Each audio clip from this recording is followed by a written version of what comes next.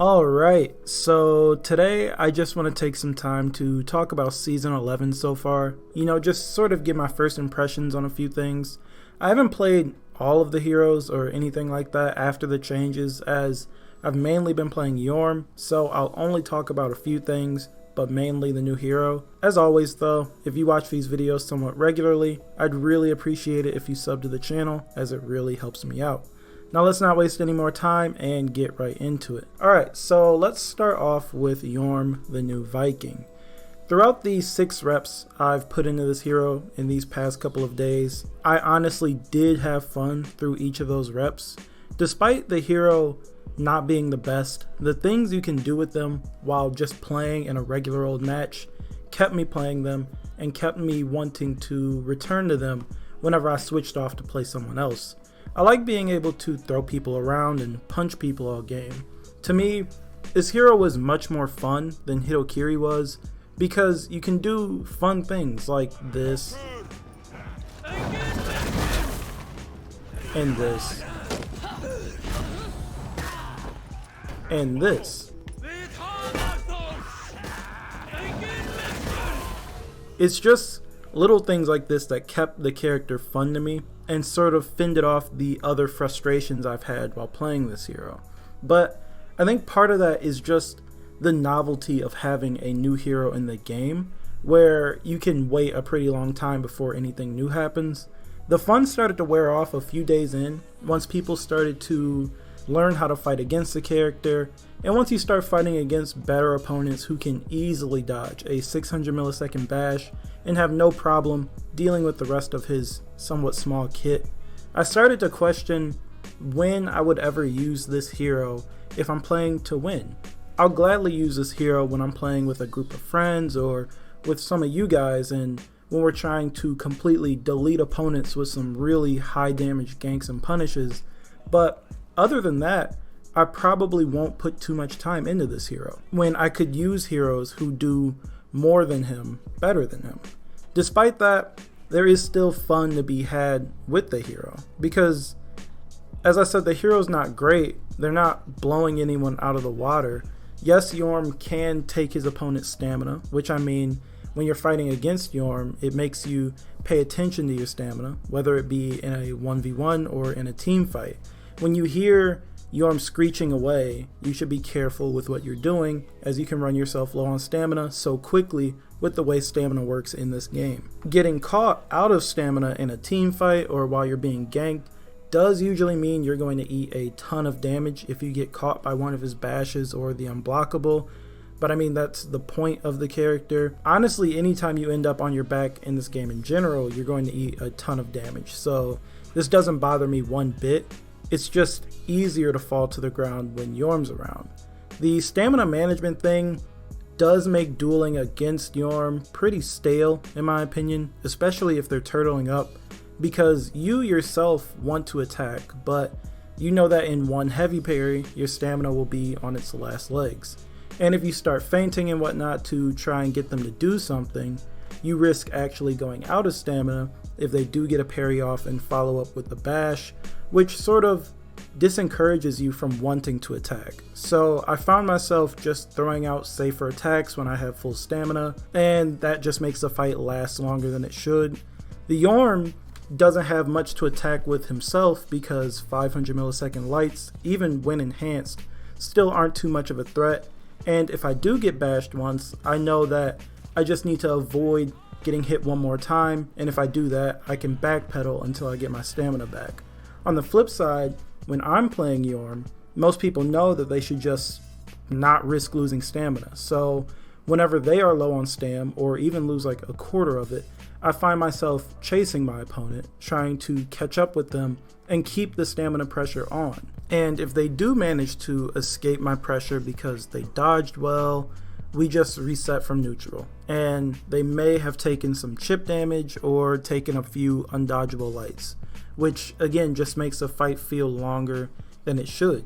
Also, this is just a side note, and I think it's highlighted even more since there are just a ton of Jorms screeching about right now, but when I'm ganking someone, I feel like I just end up feeding so much revenge with my bashes and really get nothing done, so I just sit back to the side feinting heavies and unblockables to try and mess their indicators up if I'm playing solo. His bash doesn't confirm any damage, so I'm not really helping if my teammate doesn't land an attack during the bash, or if I don't get them out of stamina before they get revenge. And that's not my teammate's fault, I'm not talking to them, so sometimes I just walk away. I get the idea behind Jorm, and I sort of like it. Could he be better? Sure, and I'm sure UB will do something with him eventually. If you're interested in this hero and don't have the season pass, I'd say go ahead and spend the skill to get them if you play with a group of friends and can coordinate well, or if you just like his style, because he's at his most fun when you can just eliminate opponents instantly. There's fun to be had with Jorm, but if you're looking for a hero who's just overall solid, or you need a hero to fulfill a certain role, there are other heroes in this game that can do better. I can't deny though that they do add a level of enjoyment to the game in their own way. Now for looks, I and many others apparently did believe we'd get a much beefier hero, a much larger hero, but I'm honestly okay with the design of this hero. I like the way some of the hammers look as you start leveling up, especially the hammer heads, and seeing that effect on the hammer after you acquire your first feat is really cool. I've liked that since we saw the reveal, and it really makes me wish for weapon effects in the future. We've seen them on lightsabers while attacking, and now we're seeing them on the hammer in-game. So UB, I'd happily pay steel for things like this. The armor is still sort of a miss to me, mainly because a lot of the armor is pretty forgettable in my opinion.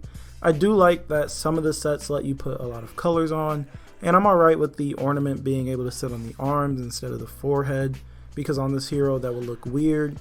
I do like a lot of the headpieces though. I'm surprised that some of the heads with hair look pretty good. Some of the hair in this game looks a little strange, especially on OG heroes, but I've always shrugged it off. But Jorm's hair does look pretty good, and I hope that moving forward, if we get more heroes, they keep this up, as the Wulin's look good and Jorm's looks great. Here's hoping that we don't get more Baldies moving forward. I also do really like the way the hammer sounds when it hits someone. I like the clunk, and it does make it feel like it's sort of heavy and really lends to making the hammer feel like it hits harder than it actually does. It's really satisfying landing attacks, especially the hammer slam, and just hearing the hammer. The voice lines are hit or miss. I'm a huge fan of the voice lines in this game, and honestly, I wouldn't even have known that Jorm was saying anything if I didn't look at the Major Ends video on the translations. This whole time I thought they were just screaming to sort of intimidate their opponent. I do admit I am using the female variant just because they have a deeper voice. The male voice sounds a bit like a hyena, and I mean there's really nothing wrong with that. That's the character and it fits with what Yubi's trying to do. That's all I'm going to say about Jorm. I don't want to blab on about him for too long. I do like the changes to Kensei and Valkyrie. Those are the other two heroes I've played alongside Jorm. Neither of them received a lot of changes, but the changes they did receive make them both feel different, especially if you've been using them for a while. The Valk changes feel really nice, and I look forward to dueling more with her. She feels a bit more smooth, I guess you could say.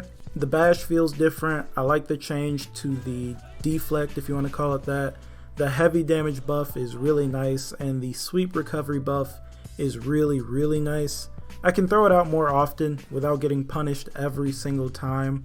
Sure, I still get punished for throwing it out every once in a while, but not nearly as often. The full guard nerf is immediately noticeable as well. When Valk jumps back, she goes like nowhere, so no longer can Valk make easy retreats, but it still has its uses. Kensei got some changes that helped him out a bit. The faster lights are very nice to have, and because of them, the pommel strike got better. Now you can wait until you see your pommel strike land, then press light attack to get your follow-up to land on your opponent. Before this change, if you had waited for the pommel strike to land and then press light, you'd get blocked, so I'm glad that they sped him up a bit. Also, the second side heavy does 30 damage now instead of 25, so his guard break punishes are a bit better as well. I like these changes, and I hope that they continue doing things like this for more heroes moving forward. especially with the testing grounds on the way. And lastly, I do want to mention 2 maps in this video really fast. The new Breach map, Store Stronghold, and of course, Overwatch. I'm very happy about Overwatch. It's a treat to play that map now. At this moment, I will vote for Overwatch every time I see it because I just really enjoy playing on that map now. I understand that some people don't like that the gates or pits or whatever you want to call them at sea are closed now, but I like that they're closed. The fight at sea is a lot more tolerable as you're not just pushing each other trying to ledge one another, or you don't just end up hunched in a corner somewhere. I like that the fight at sea is actually a fight. I feel like those hazards were there for the sake of being hazardous. Remember back towards the start of this game's life cycle, they had the duels on the forest, I believe, and one of the stages were on a tiny bridge, so everyone would just huddle up in that corner to fight and no one liked it. Sea on Overwatch reminded me of that, except with more people, and I just never was a fan of that. And I'm glad that the only pits that open up now are the pits on the edge of the zone during breaking. I also really like the easy access to A. You can get there shortly after spawning with those ladders, and you don't even need to go near C or those 2 bridges if you don't want to. So now you can clear B and quickly get to A without wasting time. Also, A has been expanded down the steps and the edges of the bridge now, which again is just a nice quality of life change. I really hope they do little things like this to a few more maps. Store Stronghold is also a really nice breach map. There's a few points in that map that just look really good, some of which I'd love to see become dual maps just because they look so good and I want to see them more often. It plays well, it runs smooth, and just like the other breach maps, I haven't personally had any issues with it. Anyways, that's all I've got for this video. I just wanted to take some time to talk about this new season for a bit. I know I didn't talk about everything, but that's mainly because I've wanted to play Jorm pretty heavily. I'll stop using Jorm once I hit rep 8 or 9 here in a few days, so I can start working on Saint, Glad, or Warlord as we prepare to get their changes here in about 3-ish weeks. Anyways, I do want to hear what you guys think, so talk to me down in the comments about anything we talked about in this video.